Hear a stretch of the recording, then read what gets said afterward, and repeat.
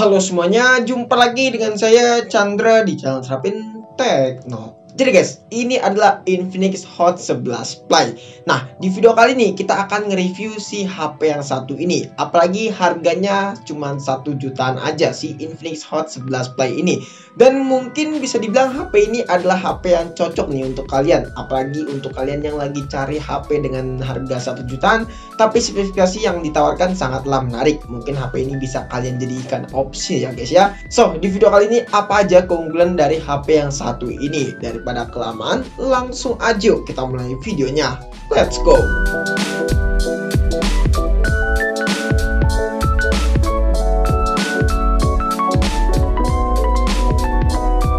Yang pertama kita bahas dari segi harga terlebih dahulu. Untuk harganya HP ini dibanderol dengan harga 1.613.000. Untuk variannya 4x4. Kebetulan HP ini cuma ada satu varian aja, yaitu variannya 4x4. Yang menurut saya dengan varian 4x4 itu udah cukup banget buat HP di tahun 2022 mendatang. Nah, kebetulan warna dari HP ini punya 4 varian warna. Yang pertama adalah green, gold, blue, dan juga black. Kebetulan warna yang saya pakai ini adalah warna black ya guys. Selanjutnya kita bahas dari segi desain terlebih dahulu. Nah, untuk masalah desain dari Infinix Hot 11 Play ini, menurut saya pribadi sih desainnya cukup biasa aja ya, dan gak terlalu spesial banget. Desainnya ini mirip seperti desain seri sebelumnya, yaitu Infinix Hot 10 Play. Hanya saja ada beberapa perubahan dari bingkai kameranya ini. Terus juga untuk bagian belakangnya di sini motifnya beda ya dari seri yang sebelumnya, yaitu Infinix Hot 10 Play. Terus juga di sini untuk materialnya belakang ini polikarbonat alias plastik dengan tekstur glossy. Kalau misalnya kita lihat di sini nggak gampang ninggalin bekas sidik jari, mungkin karena warnanya ini warna hitam dan juga tertutup dengan bagian motif yang seperti ini. Jadi ya cukup menarik lah. Terus juga untuk bobotnya sendiri HP ini cukup berat ya, sekitaran 200 graman lah. Terus juga untuk dimensinya dari HP ini cukup lumayan besar. Kalau di tangan saya kelihatan seperti HP ciri khas Infinix banget, bukan ya, karena memang HP Infinix itu terkenal dengan desain yang sangat besar.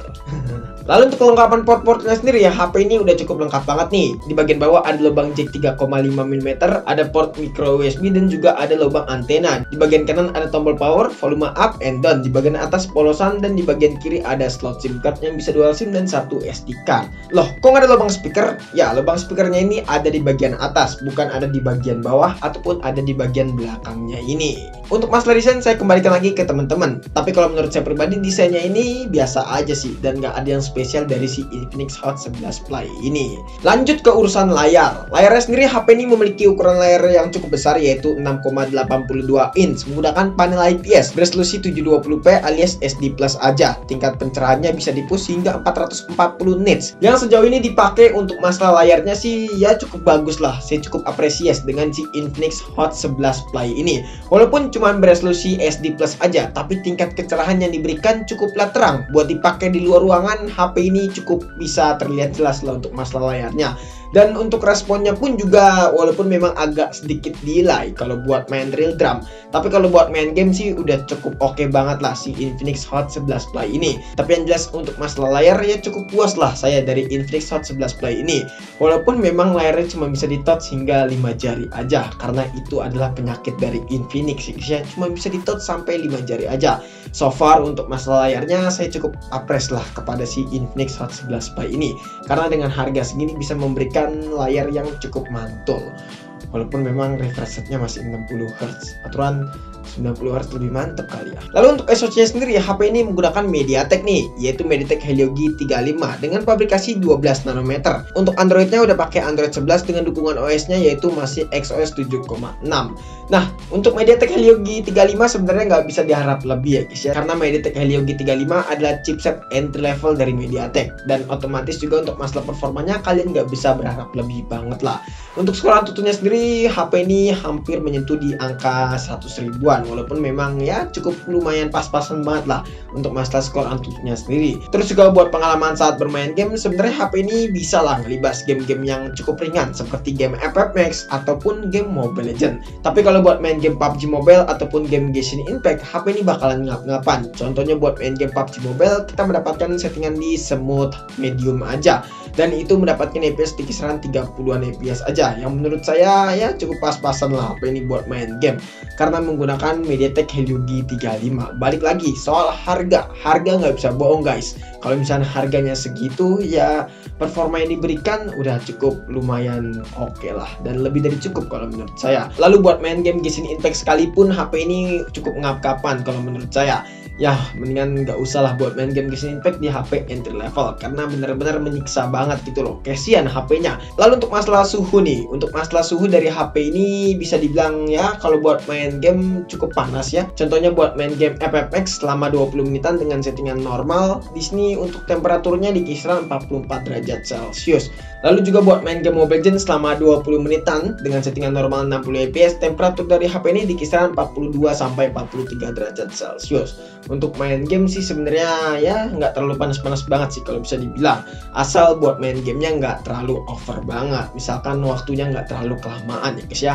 Lalu dari sektor baterai, HP ini memiliki kapasitas yang cukup badak, yaitu 6000 mAh. Dengan kapasitas baterai sebesar itu, HP ini jelas bisa memanage kebutuhan saya sehari-hari. Buat pemakaian normal seperti main sosial media ya, entah itu main TikTok, Instagram, Twitter, Facebook, dan lain-lain selama 2 jam nonstop dengan brightness atur ke 50%, di sini baterainya cuma berkurang sekitaran 7-8%-an aja. Terus juga buat main game ya, contohnya buat main game FF Max dan juga Mobile Legends selama 40 menitan ya guys ya. Di sini untuk baterainya hanya berkurang sekitaran 9-11%. Terus juga buat nonton film selama 2 jam nonstop dengan settingan resolusi 720p alias SD+.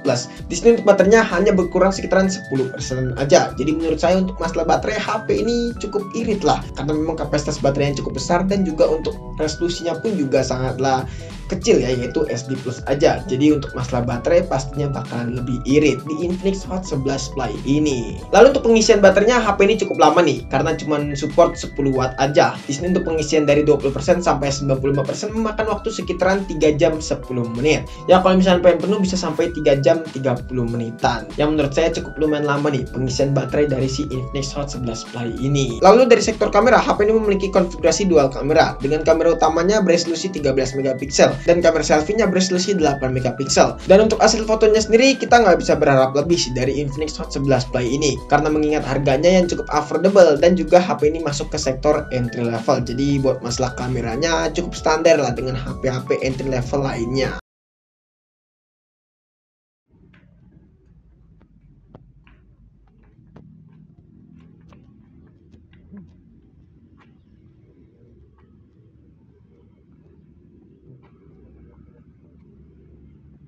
Oke, untuk hasil kamera depan kira-kira seperti ini dari Infinix Hot 11 Play ya, di resolusi Full HD plus 30 fps. Untuk hasilnya kurang lebih seperti ini guys. Ya. Kesimpulannya, kalau menurut saya pribadi sih Infinix Hot 11 Play ini bisa menjadi opsi yang tepat nih untuk kalian yang lagi nyari HP di harga 1,6 jutaan. Karena memang kalau misalnya kita flashback ya guys ya, di tahun 2021 ini kayaknya jarang banget HP kelas entry level di harga 1,5 jutaan. Bahkan dari brand seperti Xiaomi, Realme, dan lain-lain itu minim banget. Dan ya, cuman Infinix aja nih yang ngeluarin HP di harga 1,5 jutaan. Jadi menurut saya HP ini worth it lah kalau misalnya kalian lagi nyari HP di kelas entry level. Nah, tapi kalau misalnya kalian punya rekomendasi HP lainnya di harga yang sama, bisa langsung tulis di kolom komentar ya guys ya. Jadi mungkin cukup sekian aja video kali ini. Kalau misalnya kalian punya pendapat ataupun punya pertanyaan lainnya, bisa langsung tulis di kolom komentar. Dan jangan lupa juga follow Instagram kita di SM Tekno jika teman-teman pengen nanya ataupun pengen DM kita. Chandra pamit dan sampai jumpa di video selanjutnya. See you.